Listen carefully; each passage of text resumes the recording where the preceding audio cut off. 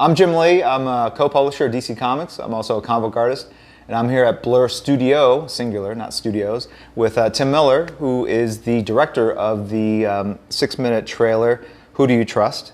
And we're talking about really sort of the backstory and some of the secrets behind the trailer and a lot of the thinking that went into making this really monumental piece. I mean, it's an honor to be here, Tim. It's an honor to be doing this, sitting here and talking to you about the comics that I grew up reading. You know, what's awesome about this whole project is, you know, I mean, it started with Geoff Johns' sort of plot outline of the backstory for the game.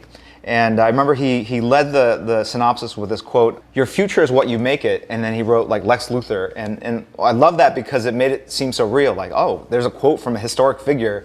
But he really laid out this huge story, and out of all the stuff that's part of the backstory, you went in and picked a sequence that really highlighted the characters and you know, really added stuff to it that really wasn't there. And I thought it was amazing and how you really took that moment in time and made this epic sort of Götterdämmerung kind of thing. So what inspired you to kind of pick the sequence that you did and expand it to the size that you did? Well, I've always been a fan of last stand moments. You know, it's when people are either at their best or at their worst, is that, you know, crucible in time and when you're facing death. And Jeff's comment there, he had a little piece in the story about the last battle of the superheroes and they all die. And I thought, just as a fan, that's the moment I want to see. I want to see that moment where Luthor wins this thing that he's been fighting for his whole entire life, right, in the comics, and he finally achieves it. And, you know, does this victory turn to bitter ashes in his mouth, or is it really like, awesome, I achieved everything I wanted to achieve? But I wanted to see that moment and just play it out for all the fans like me that always wanted to see what that could be. And then I knew I could undo it because it was a time travel story. Sure. And the whole intro with the glowing embers kind of floating, I think it's just so economical to do. I thought it was, you know, totally, and it builds up the suspense of what you're going to see. I mean, and you don't want to. You kind of want to shock people with that first view, and you got to lay a lot of backstory to sort of set it up. I see Green Arrow. Okay, yeah. So I wanted him there, and then see, there's Poison Ivy right there. Oh, She's on the right hand side with the arm. Got it. Yeah. It's kind of hidden behind the smoke. I think originally I had Wonder Woman was fighting Solomon Grundy in this first one, and then we thought because of ESRB issues, sure, you can get, we do a robot, little more, because we like can a battle droid. We can get a little more violent. Yeah. So this is Metallo. Oh, also just one more thing on Metallo before, it's kind of hard to see, but she cuts his arm off and then stabs him in the back. And we had quite a debate there with ESRB about saying, no, really, it's a robot. And then you see, this was originally a giant green fist. Right. And it just looked a little silly, so we changed it to ball of lantern energy. And then enter Gigantus. I love the scale of it there, it's awesome. Giganta was originally killed by Cyborg in the first script, but then I thought, well, I need to introduce Green Lantern and Black Adam in their battle, so why not give it to Green Lantern? And then we get our first look at Batman. And I wanted to do Batman as sort of the general on the battlefield, and that was his whole thing. Everybody loves to see Batman fight, but he's also this master strategist, so I thought, you know, it would make sense for him to be in charge of the battle, not Superman. So they're the remnants of the Daily Planet. Lex is actually fighting on top of the Daily Planet building. I'm not sure if people pick it up. That twisted metal behind him is actually the globe from the Daily Planet. I like the idea of Deathstroke just... He's just like walking around. The stakes are higher. These guys, you know, it is the last battle and everything, but for Deathstroke, this is what he's used to.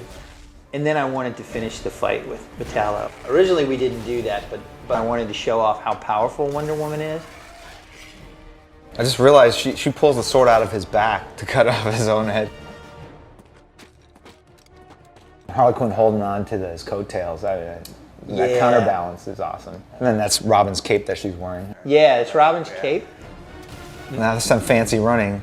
This moment was one where I envisioned something a little bit more than we were able to get. I actually wanted to see the lasers sort of frozen in time. We wanted to give Green Lantern his moment. Like, what would he do if he was wounded? And so we had him bind his wounds, and like his arm was broken and he was kind of holding it together with lantern energy. Just loved how Deathstroke sort of skid along the ground as he falls. Little subtle things like that really sell the sense that it's actually physically happening. My whole idea with him was he's got to be clever because she's so much more powerful.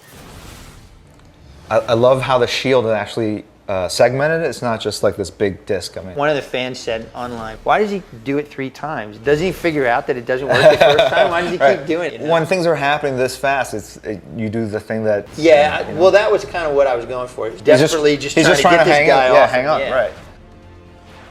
I wanted the idea that he's basically containing all the lantern energy and he's breaking his arm. So I thought if he could cause him enough pain, maybe he can't concentrate to fend him off. And then my homage to Kingdom Come with Shazam creating this huge explosion. The idea of a power ring kind of crack like that.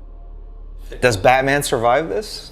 It would have been cool to have a bigger fight with him and Deathstroke because I think in many ways they're evenly matched. The other thing that I thought made this moment believable, his right arm is broken.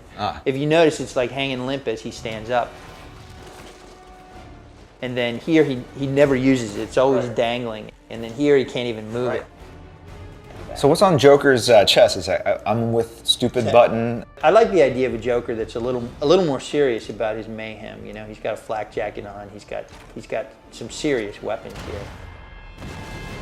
There, it's hard to see where the rocket comes in, but you can actually see Batman hanging back there in the background. And Cersei is a secondary read too, because she's dead on the right-hand side. And then Lex comes in and gets Wonder Woman. I think this is the first time I've seen him in this armor actually look really badass, and and it looks believable. From all the noise in the universe, he hears her scream. And through the silence, the vacuum of space. The vacuum of space. That's how powerful Superman is. And of course, when he hears it, that's the thing that calls him to action. This is a nice sequence actually to kind of do frame by frame, because as he was coming in, I was like, you see the contrail behind, which was what I was talking about before, and it almost looks like he's flying sideways at this point, right? He is. And when he hits, you see all the rubble fly past him, and then you see his cape kind of fly, and then and he's hovering. I thought it was just really cool. And this flash of green light is for Jeff, because he knew that Luthor couldn't survive a straight shot from Superman, so we wanted to suggest that his shields were still there to kind of blunt the initial impact of Superman coming down. There was that great shot by Alex Ross where his red eyes are coming out, and all you see is the steam in the eyes as he's coming out, and he is pissed. I originally had Black Adam die, and then when you and Jeff came down, you said, we need a little more action for Superman, and we put this Black Adam sequence in because I needed somebody that could go toe-to-toe with him. Sure. No, it's just, it's great to see him actually in some sort of melee thing, because he's always usually just picking up heavy things and like kind of gently dropping them to earth. You really highlighted how difficult Superman would be to defeat in battle. I mean, just from the distance he closes when he goes from Black Adam to Luthor, it's just like instantaneous, and there's just no way any guy in a robot suit would be able to react to that, and it's just he's helpless before that kind of unless you have fury. Unless you have some tricks up your sleeve. I realize there's some logistical problems with her mouth being stuffed full of kryptonite, and Woody sensed that, but I just thought the moment was. No, I don't think I've seen anything like that before. Superman would be, ready for his tricks, but I didn't think he'd be ready for this. And again, it's using his obvious connection and caring for Wonder Woman to kind of seal his own doom. Absolutely. But of course, it was all according to Lex's plans. I really wished I could have milked this moment a little bit more, or the dead Superman, you want to push in on a close-up. But then I thought, as much as I would like to do that from a fan's perspective, from a story point, this is really Lex's moment.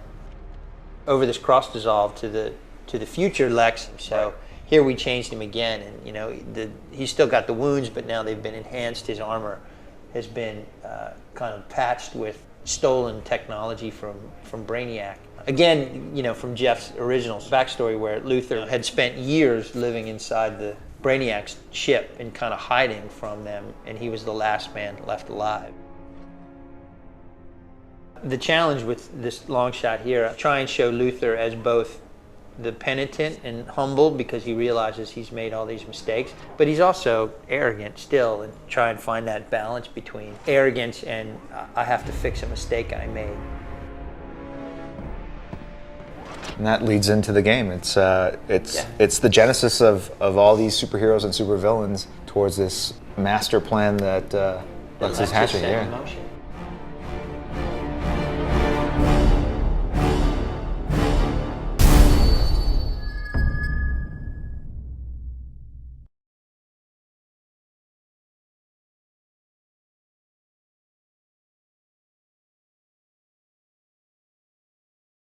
Sony.